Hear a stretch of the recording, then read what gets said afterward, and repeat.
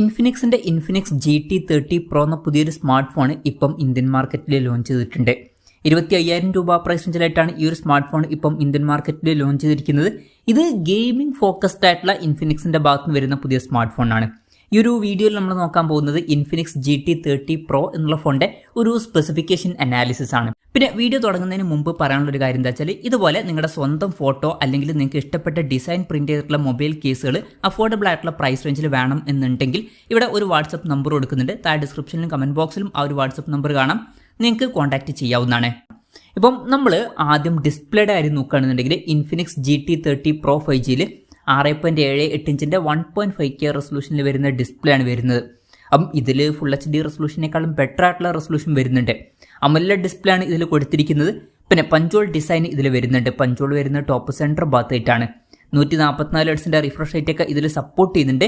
അപ്പം വളരെ കൂടിയ റിഫ്രഷ് റേറ്റ് ഒക്കെ വരുന്നുണ്ട്. 240 ഹെർട്സിന്റെ ടച്ച് സാമ്പിളിംഗ് റേറ്റും വരുന്നുണ്ട്. അതുമാത്രമല്ല 2160 ഹെർട്സിന്റെ ഇൻസ്റ്റന്റ് ടച്ച് സാമ്പിളിംഗ് റേറ്റ് എന്നുള്ള ഫീച്ചറും ഇതിൽ സപ്പോർട്ട് ചെയ്യുന്നുണ്ട്. പിന്നെ 10-bit ഡിസ്പ്ലേ പോലുള്ള ഫീച്ചേഴ്സും കാര്യങ്ങളൊക്കെ ഇതിൽ വരുന്നുണ്ട്. ഏകദേശം 93.7% സ്ക്രീൻ ടു ബോഡി റേഷ്യോ ഈ ഫോണിൽ വരുന്നുണ്ട്. ഇതിൽ 2304 ഹെർട്സിന്റെ PWM ഡിമ്മിംഗ് എന്നുള്ള ഫീച്ചർ സപ്പോർട്ട് ചെയ്യുന്നുണ്ട്. പീക്ക് ബ്രൈറ്റ്നസ് 4500 നിറ്റ്സ് വരെ വരുന്നുണ്ട്. പിന്നെ ഗൊറില്ല ഗ്ലാസ് 7യുടെ പ്രൊട്ടക്ഷനൊക്കെ ഇതിൽ കൊടുത്തിട്ടുണ്ട്. അപ്പോൾ ഡിസ്പ്ലേ ഫീച്ചേഴ്സ് മൊത്തത്തിൽ നോക്കുമ്പോൾ അത്യാവശ്യം നല്ല ഡിസ്പ്ലേ ഫീച്ചേഴ്സ് ഇതിൽ വരുന്നുണ്ട് എന്ന് തന്നെ പറയാവുന്നതാണ് ഈ ഒരു പ്രൈസ് റേഞ്ചിൽ. പിന്നെ ഇൻ ഡിസ്പ്ലേ ഫിംഗർ പ്രിന്റ് സെൻസറും കാര്യങ്ങളൊക്കെ ഈ ഫോണിൽ വരുന്നുണ്ട്. ഈ ഒരു ഫോണിന്റെ വെയിറ്റ് വരുന്നത് ഏകദേശം 188 ഗ്രാമാണ്. തിക്നെസ് വരുന്നത് 7.99 mm ആണ്. പിന്നെ IP64 റേറ്റിംഗ് ഇതിൽ സപ്പോർട്ട് ചെയ്യുന്നുണ്ട്. പിന്നെ ഈ ഫോണിന്റെ ബാക്കിൽ ഒരു LED ലൈറ്റും കാര്യങ്ങളൊക്കെ കൊടുത്തിട്ടുണ്ട്. പൊതുവെ ഗെയിമിംഗ് ഫോൺസിൽ അങ്ങനെ LED ലൈറ്റും കാര്യങ്ങളൊക്കെ കാണാറുണ്ട്. അപ്പം അത് ഇതിൽ വരുന്നുണ്ട്. ഈ ഒരു ഫോണിന്റെ ബ്ലേഡ് വൈറ്റ് അതുപോലെ തന്നെ ഡാർക്ക് ഫ്ലെയർ എന്നീ കളർ വേരിയൻസ് ആണ് ഇപ്പം ഇന്ത്യൻ മാർക്കറ്റിൽ ലോഞ്ച് ചെയ്തിരിക്കുന്നത്. ഇനി പ്രോസസ്സറിന്റെ കാര്യം പറയുകയാണെന്നുണ്ടെങ്കിൽ MediaTek Dimensity 8350 അൾട്ടിമേറ്റ് എന്ന പ്രോസസ്സറാണ് ഈ ഫോണിൽ വരുന്നത്. 25,000 രൂപ പ്രൈസ് റേഞ്ചിൽ ഇത് അത്യാവശ്യം നല്ലൊരു പ്രോസസ്സറൊക്കെ തന്നെയാണ്. എന്നാലും ഏറ്റവും ബെസ്റ്റ് ആണോ എന്ന് വെച്ചാൽ അങ്ങനെയും പറയാൻ പറ്റില്ല. കാരണം ഈ ഒരു പ്രൈസ് റേഞ്ചിൽ പോക്കോ F6ഉം അതുപോലെ തന്നെ പോക്കോ X7 Pro ഒക്കെ വരുന്നുണ്ട്. ആ രണ്ട് ഫോണുകളും 24,000 രൂപ പ്രൈസ് റേഞ്ചിലാണ് വരുന്നത്. ആ ഫോണിനുള്ളിൽ MediaTek Dimensity 8400 അൾട്ടിമേറ്റ് എന്ന പ്രോസസ്സറും അതുപോലെ തന്നെ സ്നാപ്ഡ്രാഗൺ 8s Gen 3 എന്ന പ്രോസസ്സറൊക്കെ വരുന്നുണ്ട്. ആ ഒരു പ്രോസസ്സർ എന്ന് പറയുന്നത് ഈ ഒരു പ്രോസസ്സറിനേക്കാളും കുറച്ചും കൂടി ബെറ്റർ ആയിട്ടുള്ള പ്രോസസ്സറാണ്. അപ്പം ഏറ്റവും ബെസ്റ്റ് ആയിട്ടുള്ള ഒരു പ്രോസസ്സർ ഇല്ലെങ്കിലും അത്യാവശ്യം നല്ലൊരു പ്രോസസ്സർ തന്നെ ഇതിൽ കൊടുത്തിട്ടുണ്ട്. ഇപ്പോൾ ഗെയിമിംഗ് ഫോക്കസ്ഡ് ആയിട്ടുള്ള ഒരു പ്രോസസ്സറൊക്കെ തന്നെയാണ് ഇത് ഈ ഒരു പ്രൈസ് റേഞ്ചിൽ. പിന്നെ ഗെയിമിംഗ് ഫോക്കസ്ഡ് ആയിട്ടുള്ള ഫോൺ ആയതുകൊണ്ട് തന്നെ ഈ ഒരു പ്രോസസ്സറിന്റെ പുറമെ വേറെയും ചില എക്സ്ട്രാ ഫീച്ചേഴ്സ് നമുക്ക് ലഭിക്കുന്നുണ്ട്. ഇതിൽ ഒരു എക്സ്ട്രാ ഷോൾഡർ ട്രിഗർ ബട്ടനെ കൊടുത്തിട്ടുണ്ട്. 520 ഹെർട്സിന്റെ ടച്ച് സാമ്പിളിംഗ് റേറ്റ് ആണ് ഇതിൽ വരുന്നത്. അപ്പം ഗെയിമിങ്ങിൽ ഒരു എക്സ്ട്രാ ഷോൾഡർ ബട്ടൺ യൂസ്ഫുൾ ആയിട്ടുള്ള ഒരു കാര്യമായിരിക്കും. നമുക്കൊരു എക്സ്ട്രാ ബട്ടണും കൂടി ലഭിക്കുന്നുണ്ട്. അതുപോലെ തന്നെ ഗെയിമിങ്ങിലൊക്കെ ഫോൺ വെട്ടനീറ്റായിരിക്കാൻ വേണ്ടിയിട്ട് 3D VC കൂളിംഗ് സിസ്റ്റം കൊടുത്തിട്ടുണ്ട്. 6 ലെയറും കാര്യങ്ങളൊക്കെ വരുന്നുണ്ട്. പിന്നെ ഇതിൽ സ്പോർട്സ് മോഡ് വരുന്നുണ്ട്. അപ്പം പെർഫോമൻസ് ഒന്നും കൂടിയൊക്കെ ബെറ്റർ ആവുന്നതായിരിക്കും. പിന്നെ BGMIയിലൊക്കെ 120 FPS സപ്പോർട്ടും കാര്യങ്ങളൊക്കെ വരുന്നുണ്ട്. അപ്പം അത്യാവശ്യം നല്ലൊരു പെർഫോമൻസ് ഇതിൽ കിട്ടേണ്ടതാണ്, പ്രത്യേകിച്ച് ഗെയിമിംഗ് പെർഫോമൻസ് ഒക്കെ. പിന്നെ 5G സപ്പോർട്ട് വരുന്നുണ്ട്. 13ഓളം 5G ബാൻഡ്സ് ഇതിൽ കൊടുത്തിട്ടുണ്ട്. ഫോണിന്റെ ബേസ് വേരിയന്റിൽ തന്നെ 8GB റാമും 256GB ഇന്റേണലും വരുന്നുണ്ട്. ബേസ് വേരിയന്റിൽ തന്നെ നമുക്ക് 256GB ഇന്റേണൽ കിട്ടുന്നുണ്ട്. പിന്നെ 12GB റാമും 256GB ഇന്റേണലുമായിട്ട് വരുന്ന വെർഷനും വരുന്നുണ്ട്. LPDDR5X റാമും UFS 4.0 സ്റ്റോറേജ് ടൈപ്പും ഇതിൽ കൊടുത്തിട്ടുണ്ട്. ഈ ഒരു പ്രൈസ് റേഞ്ചിൽ അത് നല്ല കാര്യങ്ങൾ തന്നെയാണ്. പിന്നെ മെമ്മറി എക്സ്പാൻഡ് ചെയ്യണമെന്നുണ്ടെങ്കിൽ മെമ്മറി കാർഡ് സ്ലോട്ട് ഇതിൽ വരുന്നില്ല. അപ്പോൾ മെമ്മറി നമുക്ക് എക്സ്പാൻഡ് ചെയ്യാൻ പറ്റില്ല. പിന്നെ എക്സ്റ്റെൻഡഡ് റാം എന്നുള്ള ഫീച്ചർ വരുന്നുണ്ട്. അതായത് എക്സ്ട്രാ റാം വേണ്ട സമയത്ത് ഇന്റേണൽ മെമ്മറിയിൽ നിന്ന് കുറച്ച് മെമ്മറി എടുത്തിട്ട് അത് റാമായിട്ട് യൂസ് ചെയ്യുന്നതായിരിക്കും. അങ്ങനെ 12GB റാം വരെ എക്സ്ട്രാ നമുക്ക് ലഭിക്കുന്നതായിരിക്കും. പിന്നെ IR ബ്ലാസ്റ്റർ എന്നുള്ള ഫീച്ചർ ഇതിൽ വരുന്നുണ്ട്. അപ്പം ഈ ഫോൺ റിമോട്ടൊക്കെ ആയിട്ട് യൂസ് ചെയ്യാൻ കഴിയുന്നതായിരിക്കും. NFC സപ്പോർട്ട് ഇതിൽ വരുന്നുണ്ട്.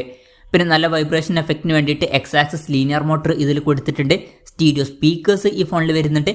3.5mm ഓഡിയോ ജാക്ക് ഈ ഫോണിൽ കൊടുത്തിട്ടില്ല. Android 15 ബേസ് ആയിട്ടുള്ള XOS സോഫ്റ്റ്വെയർ ആണ് ഈ ഫോണിൽ വരുന്നത്. 2 കൊല്ലത്തെ OS അപ്ഡേറ്റും 3 കൊല്ലത്തെ സെക്യൂരിറ്റി അപ്ഡേറ്റ്സും കാര്യങ്ങളൊക്കെ ഇതിൽ ലഭിക്കുന്നതായിരിക്കും. പിന്നെ ക്യാമറയുടെ കാര്യം പറയുകയാണെന്നുണ്ടെങ്കിൽ ഫോണിന്റെ പിന്നിൽ ഡ്യുവൽ ക്യാമറ സെറ്റപ്പാണ് വരുന്നത്. 108 MP f1.89 അപ്പേഴ്സിൽ വരുന്ന മെയിൻ ക്യാമറ സെൻസറാണ് ഈ ഫോണിൽ വരുന്നത്. 8 MP f2.2 അപ്പേഴ്സിൽ വരുന്ന അൾട്രാ വൈഡ് ആംഗിൾ ലെൻസും വരുന്നുണ്ട്. ടെലിഫോട്ടോ ലെൻസ് ഒന്നും ഇതിൽ വരുന്നില്ല. ഫ്രണ്ടിൽ 13 MP f2.2 അപ്പേഴ്സിൽ വരുന്ന സെൽഫി ക്യാമറ ആണ് വരുന്നത്. On paper camera specification average എന്ന് പറയാവുന്നതാണ്. അത്ര മികച്ചത് എന്നൊന്നും പറയാൻ പറ്റില്ല. പിന്നെ ഈ ഒരു ഫോൺ എന്ന് പറയുന്നത് ക്യാമറ ഫോക്കസ്ഡ് ആയിട്ടുള്ള ഒരു ഡിവൈസ് ഒന്നുമല്ല. ഈ ഒരു ഫോൺ എന്ന് പറയുന്നത് ഗെയിമിംഗ് ഫോക്കസ്ഡ് ആയിട്ടുള്ള ഒരു ഡിവൈസാണ്. ബാറ്ററിയുടെ കാര്യത്തിൽ 5500 mAh ബാറ്ററി ഇതിൽ വരുന്നുണ്ട്.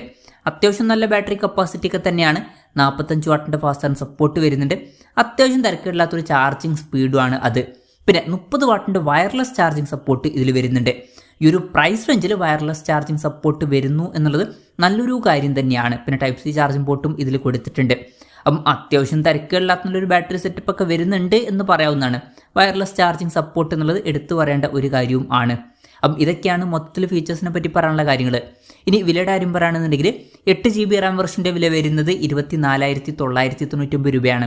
12 GB റാം വെർഷൻ്റെ വില വരുന്നത് 26,999 രൂപയാണ്. ജൂൺ 12 മുതലാണ് ഈ ഫോണിൻ്റെ സെയിലും കാര്യങ്ങളൊക്കെ സ്റ്റാർട്ട് ചെയ്യുന്നത്.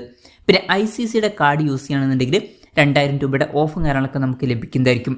എന്തായാലും ഓവറോൾ നോക്കുകയാണെന്നുണ്ടെങ്കിൽ നിങ്ങൾ ഗെയിമിംഗ് ഫോക്കസ്ഡ് ആയിട്ടുള്ള ഒരു ഫോണാണ് ഈ ഒരു പ്രൈസ് റേഞ്ചിൽ നോക്കുന്നത് എന്നുണ്ടെങ്കിൽ ഈ ഒരു ഫോൺ തീർച്ചയായിട്ടും കൺസിഡർ ചെയ്യാൻ പറ്റിയിട്ടുള്ള ഒരു ഫോണൊക്കെ തന്നെയാണ്.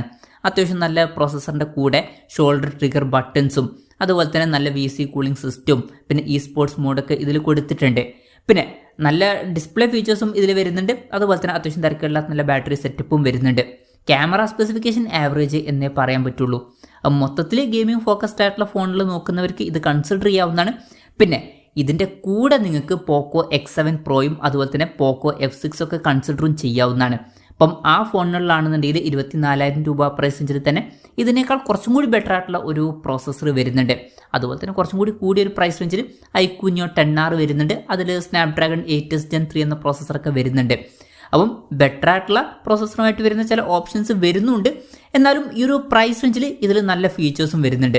അപ്പം എൻ്റെ ഒരു അഭിപ്രായത്തിൽ ഗെയിമിംഗ് ഫോക്കസ്ഡ് ആയിട്ടുള്ള ഒരു ഫോൺ നോക്കുകയാണെന്നുണ്ടെങ്കിൽ ഈ ഒരു പ്രൈസ് റേഞ്ചിൽ ഇത് കൺസിഡർ ചെയ്യാൻ പറ്റിയിട്ടുള്ള ഒരു ഓപ്ഷൻ തന്നെയാണ്. ഇതാണ് ഈ ഒരു ഫോണിനെ പറ്റിയിട്ടുള്ള എൻ്റെ ഒരു പേഴ്സണൽ അഭിപ്രായം. ഈ ഒരു ഫോണിനെ പറ്റിയിട്ടുള്ള നിങ്ങളുടെ അഭിപ്രായം ജസ്റ്റ് ഒന്ന് കമൻറ്റ് ചെയ്യുക.